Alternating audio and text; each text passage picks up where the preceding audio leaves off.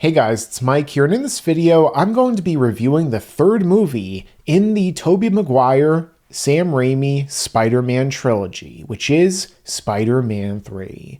Now, if you're interested, you could actually see my reviews of Spider-Man 2 and the original Spider-Man in the top right corner of this video, where I went in depth about what happened in those movies, how I feel about the pros and cons, and that much more. But in this video, I'm going to be getting into a movie that is often considered to be one of the worst comic book movies of all time.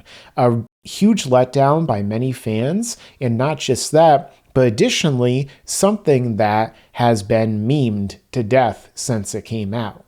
But overall, is Spider-Man 3 really that bad? Or perhaps, is it a movie that just has some negative aspects to it? Well, in this video, I'm going to discuss that. But before I begin, if you're new to this channel, consider subscribing and enabling all notifications. That way you can stay up to date with all of my future videos. Additionally, make sure to leave a like, share your own thoughts down below in the comments, share this video out, and make sure to stay the entire time. That way, you'll be able to get a full understanding of what I'm talking about, and you'll be able to help this channel to grow even more. With that being said, let's get into the video. So in this movie, we have the return of Tobey Maguire as Peter Parker and Spider-Man. And with regard to his portrayal of Spider-Man, he's a lot more arrogant and cocky and kind of absorbed with himself and his fame in this movie. There are so many times where he is going about things where he's talking about how people love him, how they idolize him, how important he is compared to, how he was acting in the previous movies. Things are going well for him at the start of this movie, but his arrogance and the things that, are leading to him making decisions ultimately impacting his life in a negative way. For instance, like in the other movies, we have some more romantic problems that happen with him and Mary Jane. Now, in the first two movies, the two of them were not together until the end of Spider-Man 2, where she, ran away on her wedding day and kind of left everyone screwed, which I talked about in that video you guys can see in the top right corner. But nonetheless, during this, things start out going relatively fine. However, it becomes clear that over the course of the story, Mary Jane, who is somebody who, kind of seeks validation at all times and is always trying to be seen as like a star and better than she was because of her abusive background and being kind of demoralized and stuff like that, she starts to fail. She's down in her luck. In some ways, it seems like she almost is becoming kind of jealous of Peter. And, the fact that he's being arrogant, that he's being incredibly overconfident, and he's talking about how, important he's seen doesn't really help matters. So when she's kind of going through these situations, she's looking at him and seeing how successful he's being, and it's bothering her in a sense. But that only becomes even worse when Peter actually, in his situation, decides to kiss Gwen Stacy in this movie, which is totally different from how everything happened in the comics, and basically do the same kiss with her that he did with Mary Jane, and thus in turn causing more relationship struggles between the two of them, as Mary Jane then in turn begins to once again essentially flirt with Harry Osborn and starts to tell him things that she isn't telling her boyfriend. In terms of Harry, we have his portrayal as the new Goblin. So in this movie, after finding out about Norman Osborn being the Green Goblin in the last movie, Harry Osborn proceeds to go through the same procedure, turning himself into the Green Goblin replacement of the new Goblin, and tries to get revenge upon Peter. He's going to avenge his father, much like we saw in Macbeth, where we even have Norman Osborn appearing in the mirror in the last movie and saying, "Avenge me!" which is what leads to Harry finding out everything with regard to his father. Now, with that being said, I don't really like the new Goblin's portrayal all that much. I don't really like the performance of Harry for the most part in this movie being portrayed by James Franco. I feel like he's really way too over the top in this movie, and there are so many memes that come about because of it. How's the pie? So good. In the comics and cartoons, we had an awesome design. He had that cool like mask. In this version, he's just on some kind of like futuristic glider, and he has this weird mask he's wearing, and his outfit is not colorful at all. So I don't really like it very much at all, much like with the Green Goblin in the first movie, although in the case of that, at least he looked way better than what we see here with the new Goblin. And I really also don't like the direction they go in with Harry, where he hits his head after he is clotheslined by Peter with the webs, and then he gets amnesia.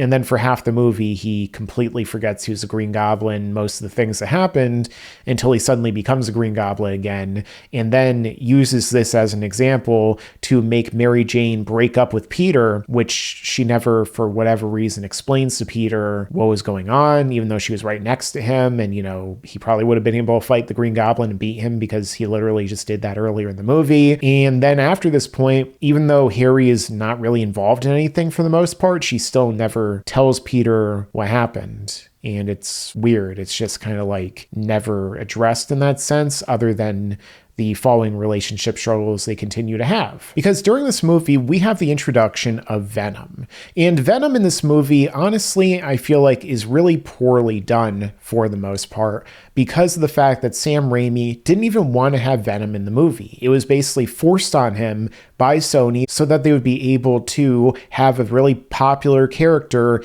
in the movies, but Sam Raimi himself didn't really care about Venom, didn't want to have him in the movies, and so as a result, he kind of feels tacked on in a lot of the stuff that happens with him, like Peter getting the black suit and then using it and being way more aggressive, especially with regard to another villain I talk about momentarily. And then of course we have really over-the-top scenes like him doing the dancing scene stuff, and honestly some of it is a little bit funny because that's really what Sam Raimi was going for in this movie. Much like in the previous two movies, there is a lot of humor, but this one goes way too far, where sometimes it's just so bad and so cringy, it just feels like Batman and Robin or just something of that level. This movie will go from moments that are really good and really compelling and almost poignant in some ways, to in turn then going to scenes that are terrible and just like really bad, really over the top, and just really takes it out of the movie because of how cringy they are. And a lot of the humor in this movie goes way too far, does not work, especially scenes like Peter where he's dancing in the club and he's like, now take on this. And you know, all the memes you've seen a million times. In a lot of ways, the movie has definitely lived on through the memes and through the different humorous aspects.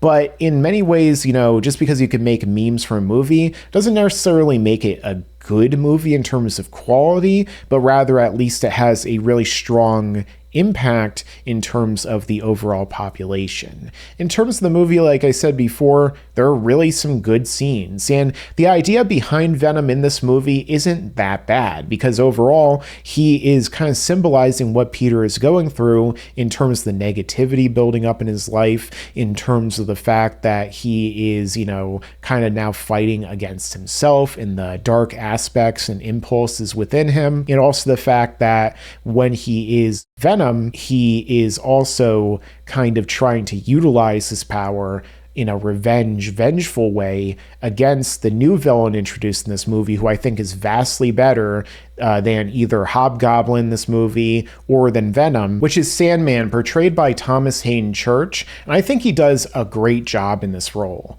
Sandman is a very sympathetic villain who is made relatable and understandable in terms of his motivations from the very start. We see him as a escaped convict who has a daughter who is struggling, and he's doing all these things in order to support her because he loves his daughter, of course. He has a kind of messed up relationship with his either ex-wife or, you know, the woman who had his child. And then when he's trying to escape, we see him falling into this vat, this experiment, which in turn turns him into the Sandman.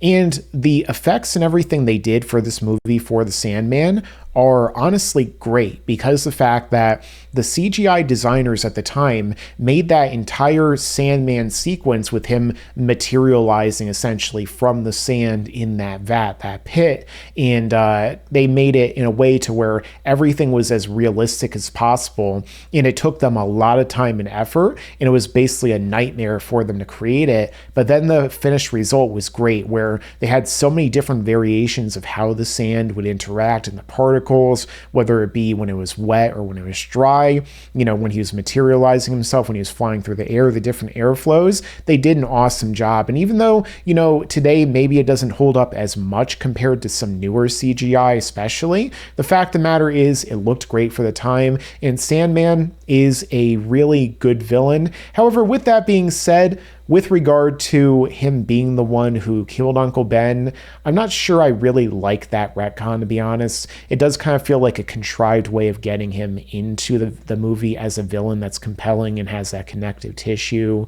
We had already seen the whole situation with Peter essentially seeking vengeance against the man who killed his uncle, and then finding out that he was the one he let go and everything like that. And while they do still kind of tie it in where Sandman, Flint Marko does not want to kill Uncle Ben. He just is trying to get his car so that he can escape after their heist.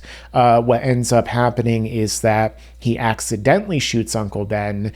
So even then he does wrong. He does a bad thing. He's trying to do it for the right reasons. And even when he does kill Uncle Ben, it's an accident. So, one of the great scenes of this movie is when Peter forgives him at the end. And again, if the movie had just been Sandman as the villain, I think the movie would have been vastly better. Same thing with if they had the movie just focus on Harry as the villain, at least follow up that trend. You didn't need to introduce multiple new villains, all these other plot elements like Venom. You could have just had Flint Marko or Harry Osborn as villain. And that ties into the worst villain in this movie and the worst portrayal for me for sure, which would have to be Topher Grace, who plays Eddie Brock in this movie and then in turn becomes Venom.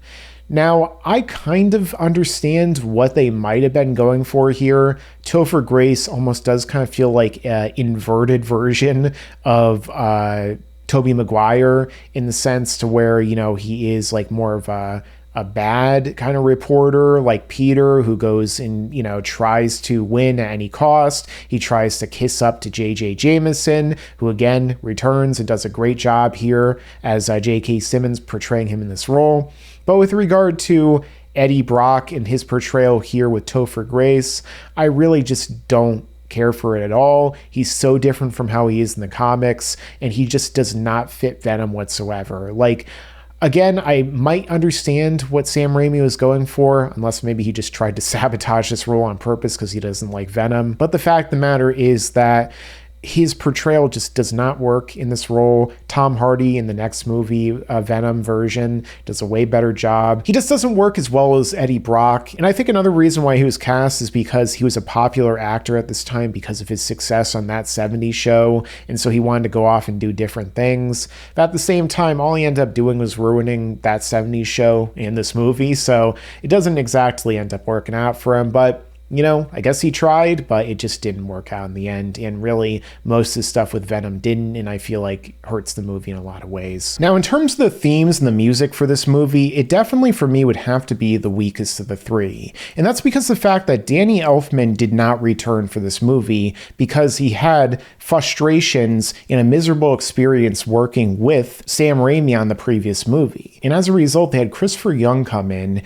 and assume his duties. And I just don't think that he did anywhere near as good of a job. With the various themes that Elfman composed, they ended up being really great and iconic. But in this movie, the themes, like especially the Spider-Man, Peter Parker kind of main theme they have in the movie, I just feel like it's so corny in a sense. It really just does not really emphasize or improve upon the scenes that's in, and more like it actually goes against the film and the overall quality of it. And with that being said, there are some good themes every now and then, like the ending theme with Harry is really good, but a lot of the other themes in the movie I just don't feel like hit anywhere near as good as 1 or 2, and this would definitely be the weakest soundtrack of the 3 movies by far for me. However, my least favorite scene in this movie has to be when Peter Parker in the Venom suit goes to bring Bryce Dallas Howard's character of Gwen Stacy to the bar where Mary Jane is working, and then tries to make her jealous with Gwen Stacy, doing a whole ridiculous dance with her,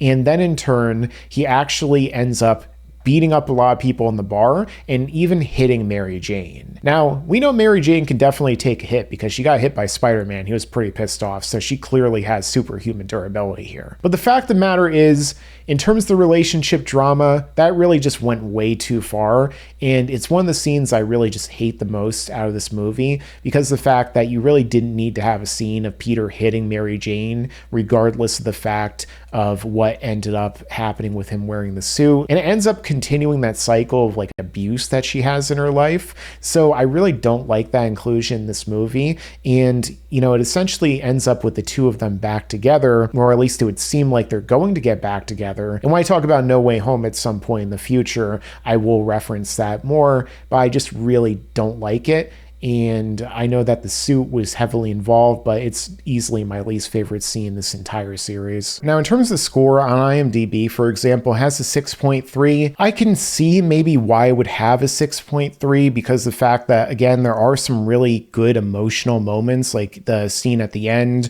where Harry sacrifices himself. That's a great emotional moment. And then his death scene, like that's an emotional moment. And then there's some stuff that we see during the film. But again, I just don't even know that I would give it that high of a score, to be honest. Like, I almost feel like I'd give this movie maybe a 5 because there, like I said, there are some great moments and great scenes, but there are also some terrible ones.